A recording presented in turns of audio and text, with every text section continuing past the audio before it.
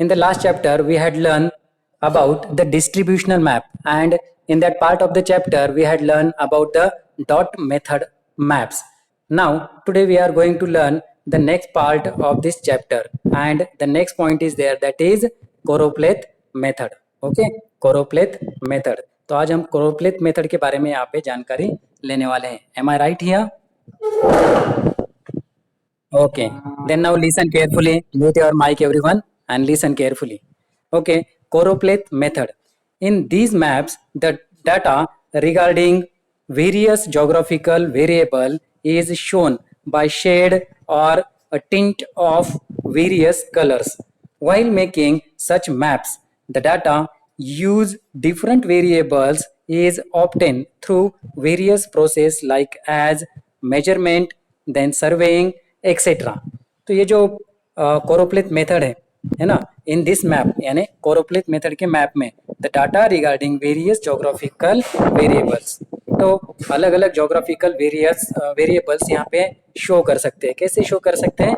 Bye shade और tint of various colours. तो अलग अलग शेड या अलग अलग टिंट के कलर्स लेकर के, मतलब कलर्स दिखा करके या कलर्स के शेड से हम ये वेरिएबल जोग्राफिकल वेरिएबल इंफॉर्मेशन वहाँ पे कोरोप्लेथ मेथड में बता सकते हैं.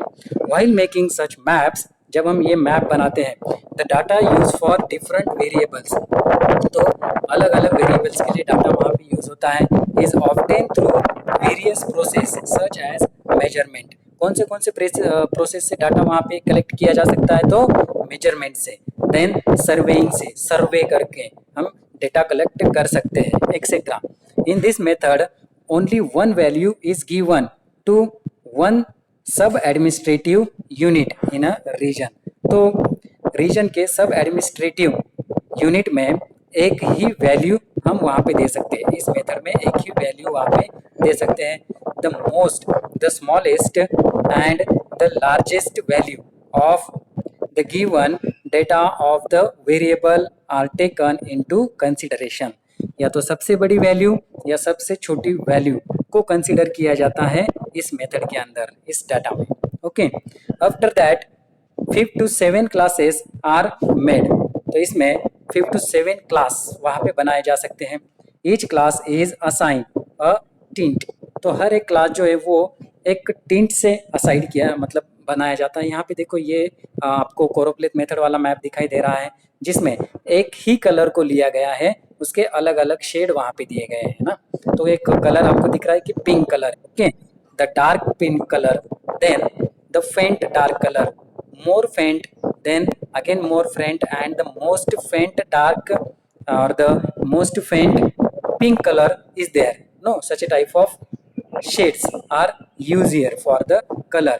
And tint means अलग अलग कलर भी हम यूज कर सकते हैं. इस पार्ट के लिए येलो, देन मतलब जो हाईएस्ट पार्ट है उसके लिए रेड, उसके बाद कुछ पार्ट के लिए येलो, कुछ पार्ट के लिए व्हाइट, कुछ पार्ट के लिए ब्राउन. इस तरह के कलर्स को भी हम यूज कर सकते हैं. Tint of the same colour और ब्लैक एंड व्हाइट पैटर्न्स, कुछ ब्लैक एंड व्हाइट पैटर्न्स में भी लिया जा सकता है.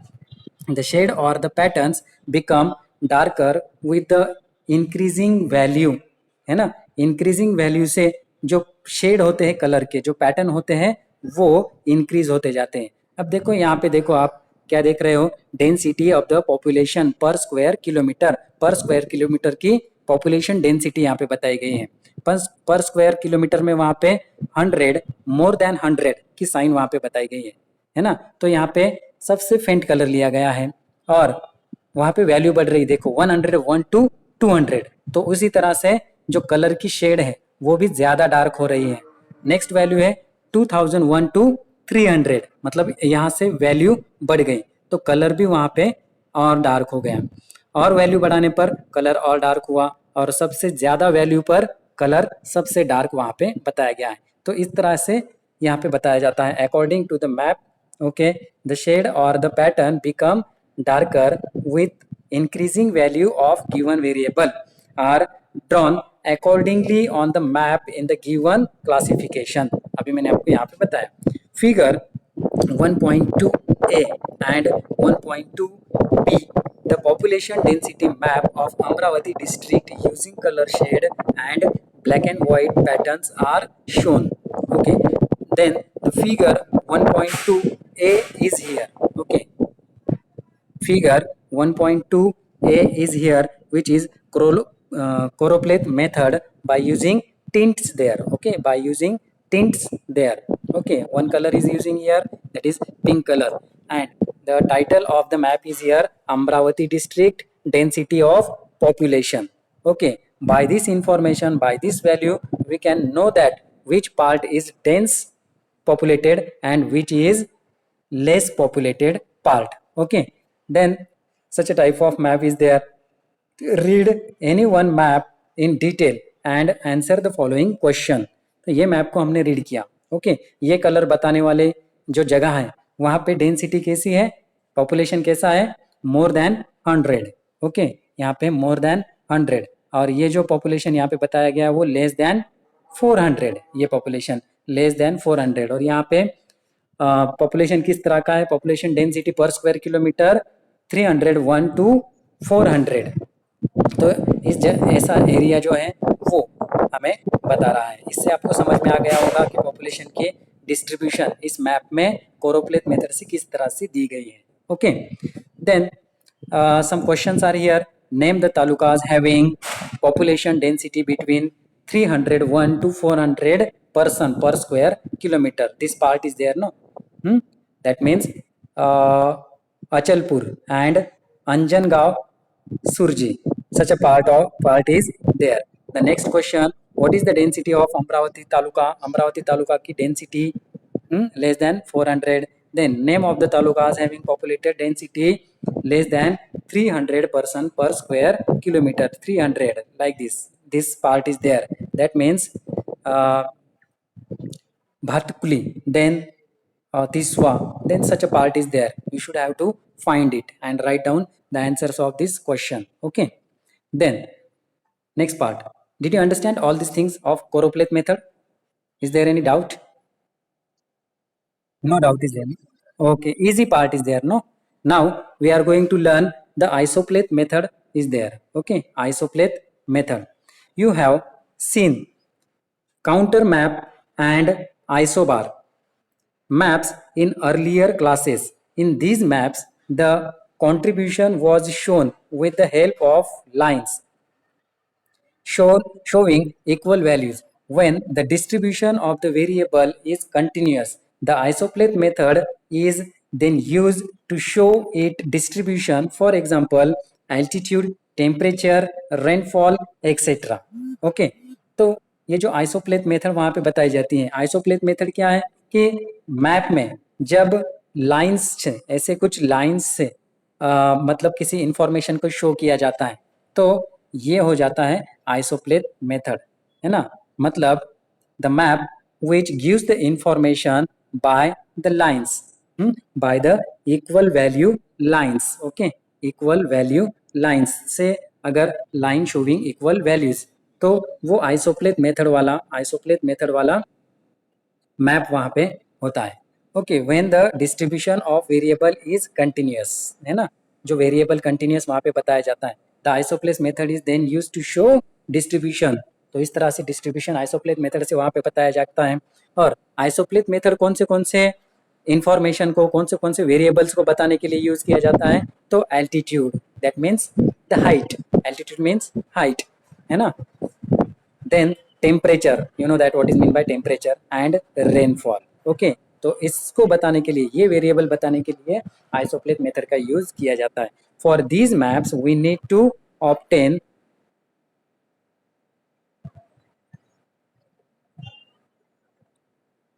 the accurate data regarding the altitude. तो ये जो मैप है वो बनाने के लिए हमें क्या चाहिए? Accurate data regarding the altitude, temperature, rainfall. Altitude का, टेम्परेचर का या रेनफॉल का एक्यूरेट ऐसा डेटा हमें पता होना चाहिए. The some places in the region, it is assumed that the difference between the altitude or rainfall of two places changes at the uniform rate. तो कुछ जगहों पे क्या होता है कि एक ही रीजन के अंदर रेनफॉल या टेम्परेचर ये अलग अलग हो सकता है ना. ये अलग अलग वहाँ पे हो सकता है, एज्यूम किया जाता है. The sub administrative units are not taken into consideration here. तो सब एडमिनिस्ट्रेटिव यूनिट्स को वहाँ पे कंसिडर नहीं किया जाता. Statistical data belong to the respective places. तो हर एक प्लेस का जो स्टेटिस्टिकल डेटा है वो हमें वहाँ पे मिलना चाहिए, मतलब न्यूमरिकल डेटा जो भी है वो मिलना चाहिए. फॉर एग्जांपल कोई एक पर्टिकुलर ऐसा रीजन है, तो इस रीजन के ये वाले पार्ट में टेम्परेचर जो है वो कम है. For example this part has 29 degree Celsius temperature is here, and the other part approximately 32 or maybe 33 or 30 degree Celsius temperature is there. Then we should have to know the accurate statistical data for making the isopleth method of map. Okay, तो accurate data की जरूरत हमें वहां पे होती है. Then unit taken, the subunit taken statistical data belong to the respective place. Such data is known as a point related data. तो इस तरह के डेटा को क्या बताया जाता है? Point related data. अभी मैंने आपको बताया कि कुछ पार्ट में कम वहाँ पे टेम्परेचर है, कुछ पार्ट में ज़्यादा है, तो पॉइंट रिलेटेड डेटा हमें वहाँ पे चाहिए होता है. Values of the variable are written on the map at their respective location. तो जो वेरिएबल का वैल्यूज है वो वहाँ पे लिखा हुआ होना चाहिए. जो रिस्पेक्टिव लोकेशन है, मैप का जो रिस्पेक्टिव लोकेशन है वहाँ पे वो वेरिएबल वैल्यू लिखा होना चाहिए. If the data for more places is available, mapping of the distribution can be done more accurately. अलग अलग जगहों का डेटा अगर अवेलेबल है हमारे पास, तो मैपिंग में उसे डिस्ट्रीब्यूशन करना बहुत आसान हो जाता है, और मैप में वो बहुत ही एक्यूरेटली वहाँ पे डिस्ट्रीब्यूट हो सकता है. जिस तरह से मैंने अभी आपको बताया, किसी पर्टिकुलर रीजन में किस तरह का टेम्परेचर है, किसी पर्टिकुलर रीजन में किस तरह का टेम्परेचर है, ये डेटा अगर हमारे पास है तो वो एक्यूरेटली मैप पे शो किया जा सकता है. On the basis of this information isopleth maps are prepared using the step below. तो इस डेटा के साथ में जा करके हम ये आइसोप्लेथ मेथड वाला मैप कुछ नीचे दिए गए स्टेप से इजीली बना सकते हैं. By considering the highest and the lowest value of the variable. जो भी वेरिएबल दिया गया है उसकी हाईएस्ट वैल्यू और लोवेस्ट वैल्यू हमें वहाँ पे देखना जरूरी है. The class interval is decided to draw the isopleth map which in turn decides the difference between the lines. Okay, तो सबसे पहले क्लास इंटरवल हमें पता होना चाहिए. What is the difference between the high high variable data or the highest variable value or the lowest variable value. तो highest variable value और lowest variable value, इनके बीच का जो डिफरेंस है, टोटल इंफॉर्मेशन है, वो क्लास इंटरवल वहां पे कहा जाता है. उसे डिसाइड करके और फिर मैप में उसे दिखाया जाता है. Then lines are drawn for the decided intervals. जो भी सारे इंटरवल्स वहाँ पे डिसाइड किए जाते हैं उसके हिसाब से लाइन्स ड्रॉ करने होते हैं. Locations with the same value are joined by the line. और जो भी सारे लोकेशन हैं वो सेम वैल्यू की लाइन से ज्वाइन किए जाते हैं. Then following conclusions are drawn on the basis of the map prepared in such a way. तो नीचे कुछ कंक्लूजन वहाँ पे बताए गए हैं जिसके बेस से ये मैप वहाँ पे प्रिपेयर किया जा सकता है. कंक्लूजन कैसे है?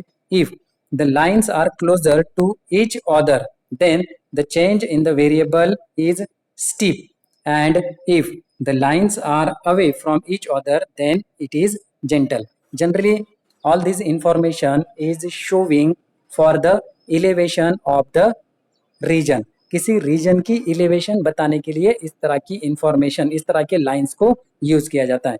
फॉर एग्जाम्पल फॉर एग्जाम्पल मैं यहाँ पे एक ड्रॉ करके आपको बताता हूँ, जगह ड्रॉ करके बताता हूँ. अब देखो ये लाइन है ना, ये लैंड लाइन वहाँ पे है, और इस तरह से एक माउंटेन हम यहाँ पे बना रहे हैं. ओके, ये माउंटेन यहाँ पे बन गया, आपको दिख रहा है स्क्रीन के ऊपर. ओके, दिख रहा है सबको? ओके, तो ये जो पार्ट है, okay, is it blur? Is it blur? Okay, is it? Wait a minute.